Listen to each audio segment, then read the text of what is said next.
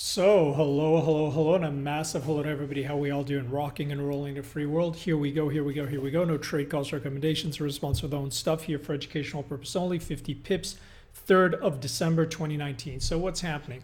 Interesting inflection points across the board this week, right? We still have basically all the PMIs that are going to be released tomorrow. We've got a Bank of Canada, we got ISM, we've got FOMC speakers, then we've got RBNZ speaking on Thursday, OPEC meetings, and then on Friday we've got the non-farm payrolls as that heads up into next week where we've got FOMC and ECB, right? So a lot of things stacking up here. And what's really interesting, as we discussed here, right, there are a lot of things that are leading up to in this interesting first 2 weeks of December. We talked about the seasonals in the Sunday Outlook video, right?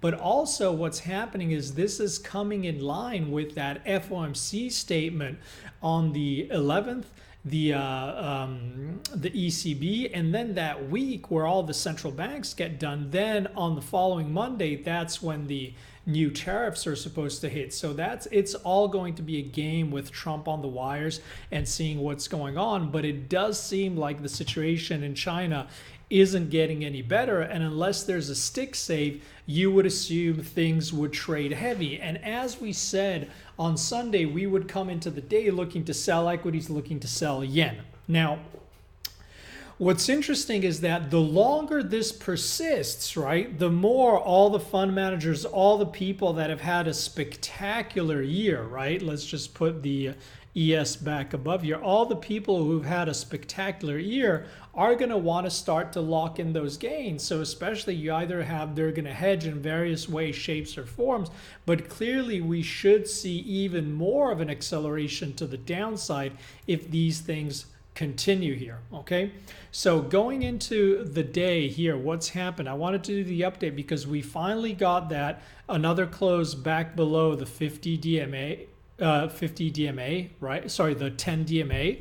So here, this should serve as a Momo line. So keep an eye on the action here. Yesterday, we saw the market didn't really bounce into the close and it's staying a little bit heavy overnight. Now, any bounce back towards that 10 DMA that gets sold, you would expect action to be very, very heavy. And the more this stays heavy, I would expect us to see a down 3 to 5% day on equities. Now, what are the levels to watch to the downside? Well, the easiest thing is to have those moving averages up, right? And basically you've got the 50, the 100, and the 200, and it won't get ugly unless we trade below the 200 and hold below the 200. But right now, the target is that 50 as long as we stay below the 10, and that's not too far away because all it's going to take is a 2 to 2.5% down day to get there. Now, that's where we are. I'm still short equities. I'm looking to sell rallies, and I quite like the way things are shaping up here. Okay. Now, another interesting dynamic is that dollar index, and especially what we said is not only don't read too much into month-end flows and going into a holiday week, but again, our preferred way of doing that is tactical, is to short yen. And you see yesterday we got a nice move down yen. What we want to see today for this yen trade back into the 107 and equities heavy, we want to see a day close below the 109. That is absolutely key, okay? And second of all, our second most interesting trade, or what we like to look at in terms of an expression of the dollar move, right, or the short dollar move, is euro, right? And we discussed how we expected euro to be forming some kind of a choppy base around this 110, and that slowly we'll have to see how good a job it's doing as forming this base. But clearly we were looking at the potential for this to come all the way back up into 114, 116 zones. Okay, now why is that? Why is the recent action particularly interesting? Well, you see not only the fact that it held and we got what we would call a traditional stop hunt, very classical action, right? It was hovering around that 110, and then they just tried to flush weak players during the holidays, and then we traded back above. So that's number one, which is an extremely positive point.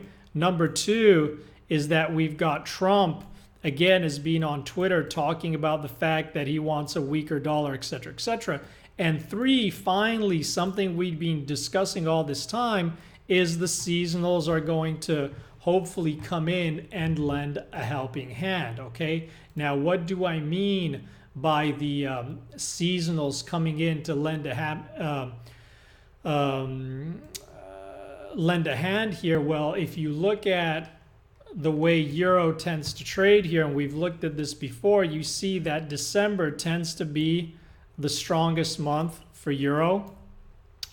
And so hopefully we expect this confluence of things that we've seen is one, the technical hold of the 110. Number two, the fact that Trump is going to be bashing the dollar more and more. Number three, the fact that we're getting these seasonals coming in, right? And maybe especially if we see a lot of equities heavy, there's a lot of money that has been let me just call it flows. A lot of money, Europe money, et cetera, that has been parked and pushed into the US. If people have to liquidate all those investments, you would expect all that money to be repatriated. So that means more dollar selling and euro buying. So again, we quite like this euro setup, and we stay long euro for the move back into that 114, 116. It's a bigger swing. And you see that this dollar move is trying to get traction across the board, especially with New Zealand dollar and Aussie dollar holding. Kiwis held back above the 65. So we would not be surprised to see this move back all the way into the 68. Aggressive players are going to be buying any move back into the 65 for this to continue to rotate higher. And if you look at Aussie, basically here also it's rotated out of this zone. And I know if you guys asked about the Aussie, if you like the Aussie, any move back here into the 68.50, 68 is a buy for this to come back up towards that 70 mark.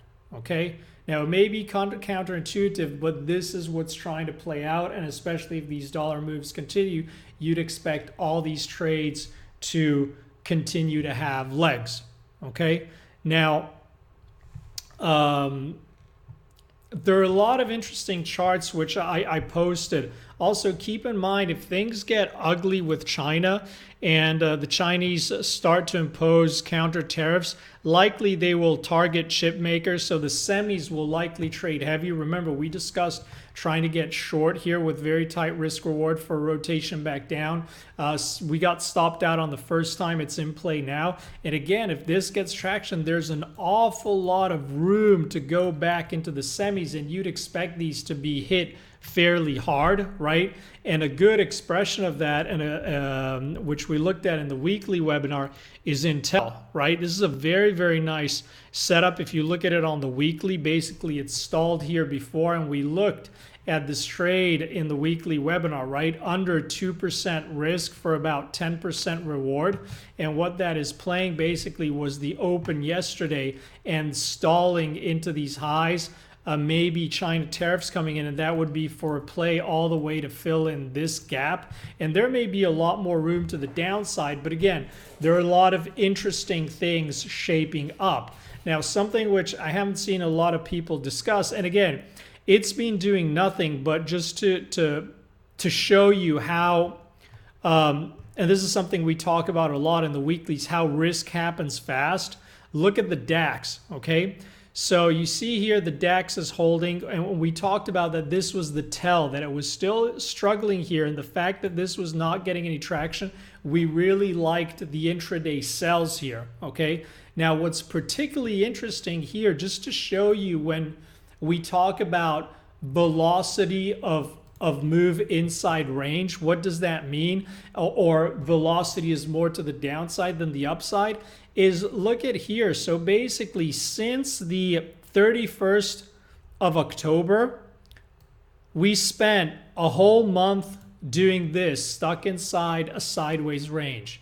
Nothing's going on. There's no volume. Market doesn't know what to do. We said it's waiting for the next catalyst, right?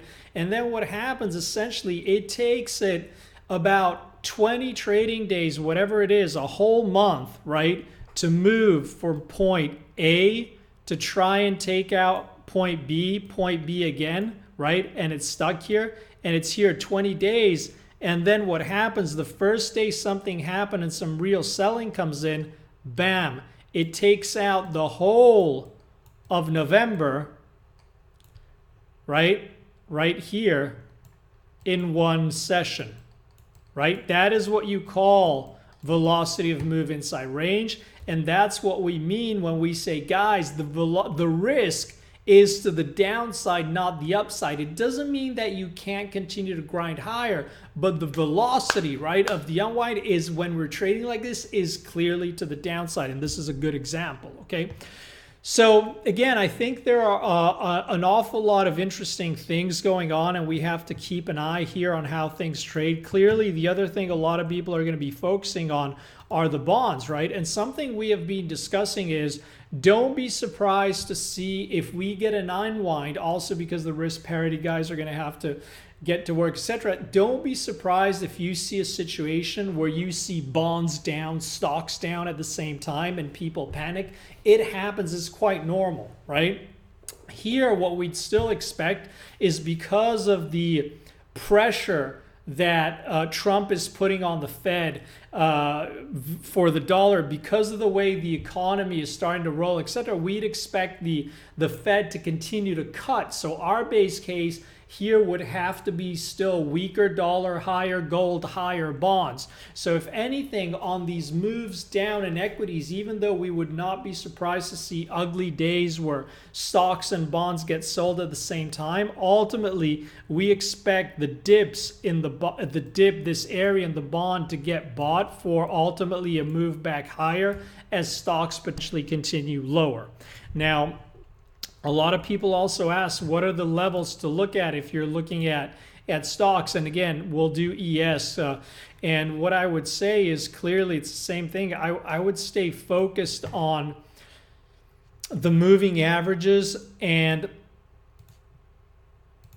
how we trade here into these key inflection points. So you see what's happening. You've got the 50-day moving average is coming in line with these previous highs. So this is previous resistance, should act as support. You've got, so this is a very, very key level, which is pretty much in line just below the 30-50. And you see you've got the 100 DMA coming back into that area. So I think through the 3100, you'd expect to see 3000 print very, very quick. So you'd expect to see a quick 100-point move down, and you would expect this to be the first important level of support. If this doesn't hold it at all, watch out. It could get very ugly. That could probably be the down 5% day, but that should hold, right? Also, psychologically, even if we flush that,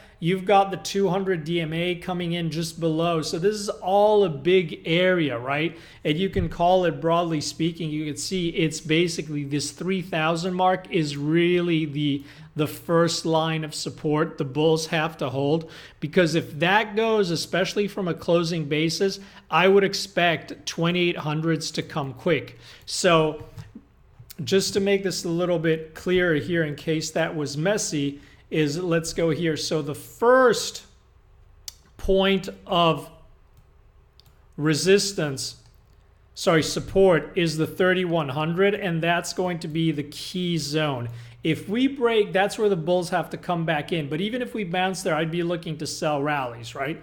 Now, if that breaks, we would expect very, very quick move back into the 3000 mark, and that is the main line of defense for just a little bit of a pullback, a healthy correction. That's the main line of defense for the bulls, and we would expect the move here, the 100-point move, to be very, very quick. And if we take out the 3000, then at that point, we expect that the market will have to go back into the 2800. But at that point, we expect that this 200 move down will be very, very quick and can be brutal, right? Below that, I would have to go next 2400, last December lows. So you see that means here, if we actually break below that zone, then we would be looking at 2400, and that would mean that we would be looking at a 400 move down, okay? So you see how this is structured, because you see how the more we drop, the uglier it gets, because there'll be more and more unwinding, more and more panic, especially to protect year-end gains. So it's not even a flesh wound now. Nothing has happened. The bulls are completely in control. And even if they get the first move down, it's not that big. Below that 3,000, then the bears have a potential to really press it. If not, it's just going to be a little bit of a healthy correction. But still, as we said Sunday, the open, short equities, short yen, we're looking to make some money to the downside, and then we have to see if it turns into something bigger or not, okay? Hope that was useful. Wishing everybody an awesome rest of the day. Talk to you guys soon. All the best. Take care. Bye-bye.